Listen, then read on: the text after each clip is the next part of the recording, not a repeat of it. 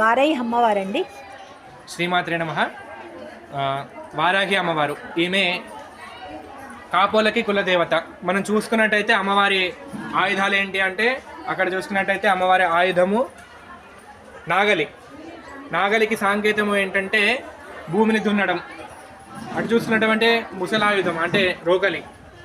ఇట్లా మనం తీసుకున్నటువంటి వడ్లని ఇట్లా ఇసరడం, ఇట్లాంటి కార్యక్రమాలన్నీ వారాహి అమ్మవారి వారు చేస్తుంది అన్నట్టు. కాబట్టి ఈమెని కాపోలకి కులదేవత.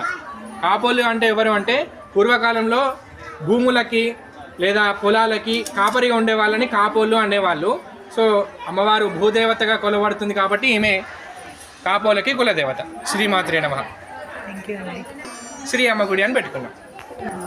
శ్రీమాత్రే నమః. మన దేవాలయంకి పెద్ద పేరుంది, కానీ దాన్ని షార్ట్కట్లో చేసి అందరి నోరు తిరగాలి అని చెప్పి శ్రీ అమ్మ గుడి అని చిన్నగా షార్ట్కట్లో పిలుస్తారు. కానీ పెద్ద పేరు వచ్చేసి శ్రీ శ్రీ శ్రీ త్రిశక్తి అష్టలక్ష్మి కామాఖ్య దేవాలయం. మన ప్రాంతంలో అందరూ కూడా కామాఖ్య దేవాలయం అని షార్ట్కట్లో పిలుస్తారు. అమ్మ గుడి ఇది ఎక్కడండి? ఇది వచ్చేసి మంచిర్యాల జిల్లా మందమరిలో ఉంది. ఈ స్థలానికి పేరు కామాఖ్యాపురం. ఇక్కడ వెళ్ళినా కూడా ఎక్కడ మంచిర్యాలలో కానీ మందమరిలోనే ఎక్కడ అడిగిన కామాఖ్యాపురం ఎక్కడ అంటే ఎవరైనా చెప్తారమ్మా. శ్రీమాత్రే నమః.